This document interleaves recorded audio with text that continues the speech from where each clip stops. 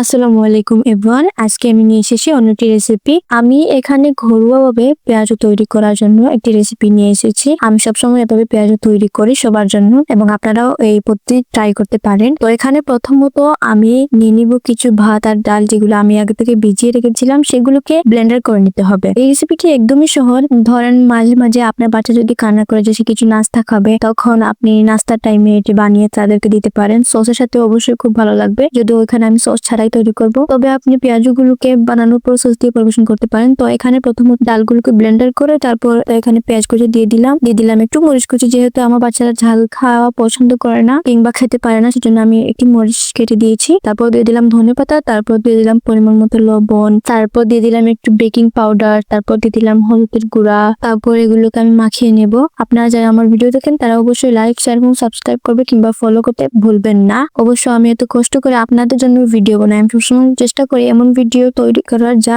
সবাই বানাতে পারবে, এমন রেসিপি দেওয়ার। এজন্য আমি সবসময় রিচ ইনগ্রেডিয়েন্টস কম ইউজ করি।